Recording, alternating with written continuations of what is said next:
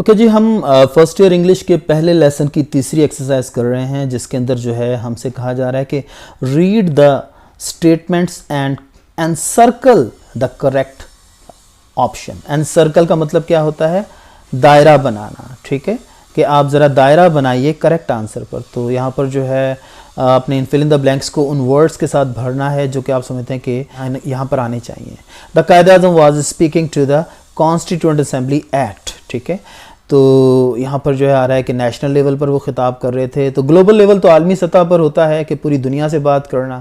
National level जो होता है वो मुल्की सतह पर होता है।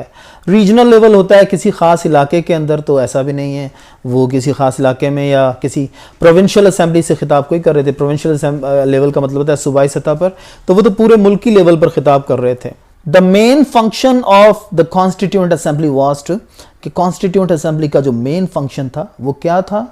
यहाँ पर आ रहा है to make country as example, के अपने मुल्क को एक मिसाल बनाना है। ऑनर असेंबली मेंबर्स, के असेंबली के मेंबर्स को इज्जत देनी है। मेक कॉन्स्टिट्यूशन, कि कॉन्स्टिट्यूएंट असेंबली का मेन फंक्शन जो है वो कॉन्स्टिट्यूशन बनाना था।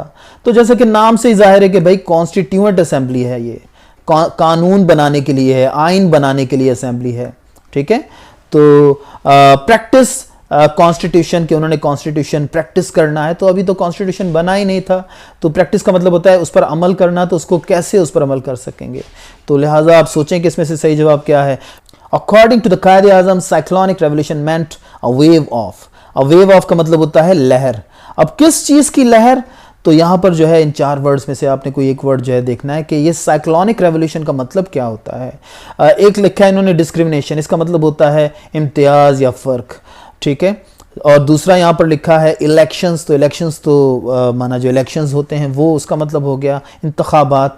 और रिवॉल्ट का मतलब होता है कि बहुत बड़ी तब्दीली। ठीक है, तो रिवॉल्ट और रेवोल्यूशन जो है से ही लफ्ज़ रिवॉल्ट निकला है। रिवॉल्ट जो होता है वो वर्ब होता है और रेवोल्यूशन जो होता है वो नाउन होता है, कि बहुत बड़ी तब्दीली। साइक्लोनिक का मतलब एक्सट्रीमली बिग, जो कि चीज़ों को हिला कर रख दे। साइक्लोन होता है ना वो जो बहुत ज़बरदस्त गर्द बाद या आंधी चलती है जो कि लोगों बहुत बड़ी तबाही लाती है।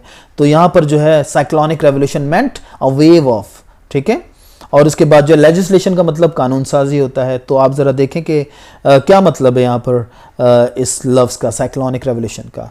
नेक्स्ट है the main task of the government according to the Quaid-e-Azam is to. ठीक है, जो मेन टास्क है गवर्नमेंट का वो कायद-ए-आज़म के नज़दीक क्या है?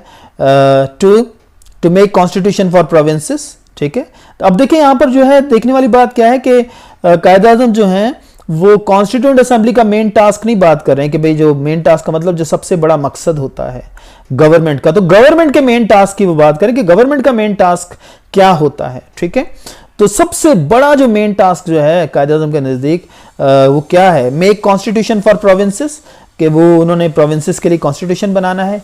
तो गवर्नमेंट का क्या ये काम है? नंबर 2 क्या है? To stop black marketing. Black marketing का मतलब होता है गैर कानूनी खरीदो फरोख्त करना, कारोबार करना।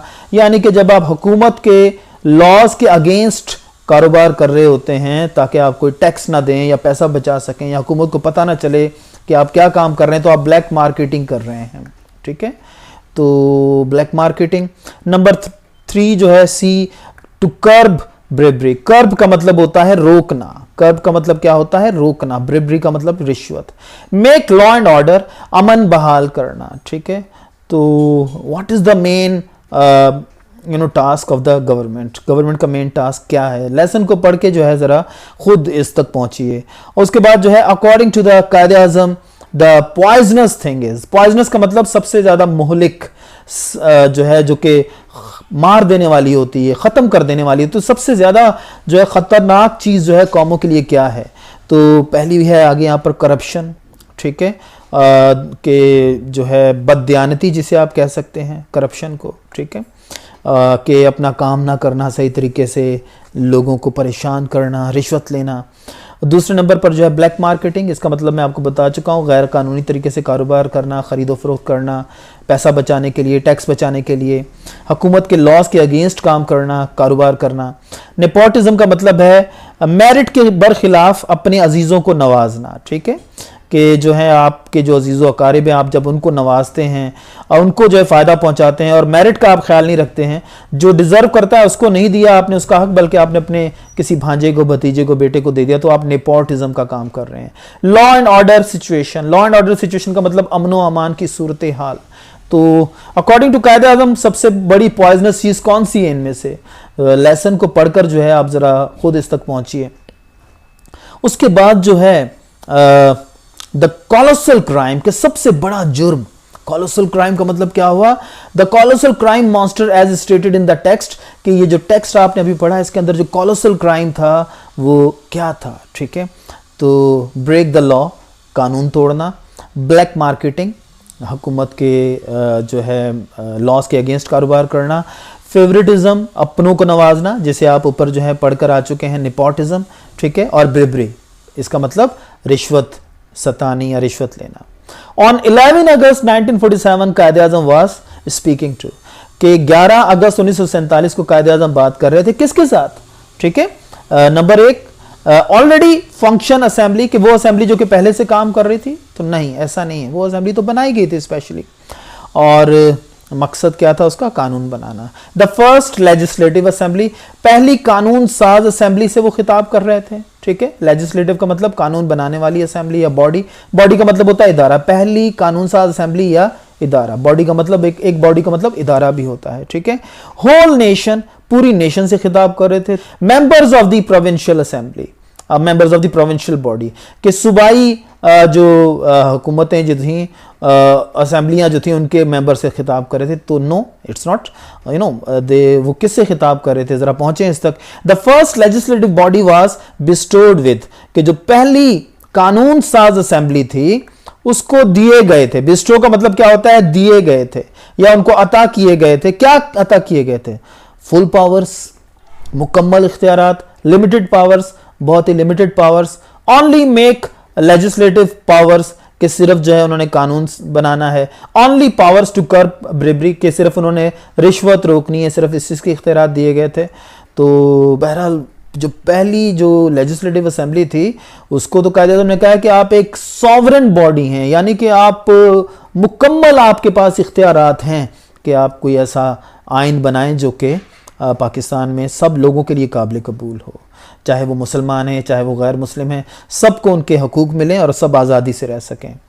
तो बिल्कुल, तो नेक्स्ट है the thing that was already prevalent in the continent after partition was, कि वो चीज़ जो कि पहले से ही मौजूद थी। प्रिवेलिंग का मतलब होता है मौजूद होना, चल रहा होना। कॉन्टिनेंट मीन्स जो कॉन्टिनेंट था जो कि बाद में डिवाइड हुआ और उसमें इंडिया और पाकिस्तान बना। ठीक है, तो बड़े सगीर में जो है जो चीज़ पहले से चल रही थी पार्टीशन से पहले या पार्टीशन के बाद भी, वो कौन सी चीज़ थी? यहाँ पर बताया जा रहा है कि ब्रेबरी, रिश्वत, नेपोटिज्म, फूड स्टफ, स्टारवेशन। तो कौन सी चीज़ पहले से ही चल रही थी? The guided principle of the कायदे आज़म मोहम्मद अली जिन्ना आर, के कायदे आज़म मोहम्मद अली जिन्ना के जो गाइडेड प्रिंसिपल्स थे, जो कि उनके रहनुमा असूल थे। गाइडेड प्रिंसिपल्स का मतलब क्या होता है? रहनुमा असूल। ठीक है, तो जो मेन असूल थे जिन पर वो चलते थे वो क्या थे?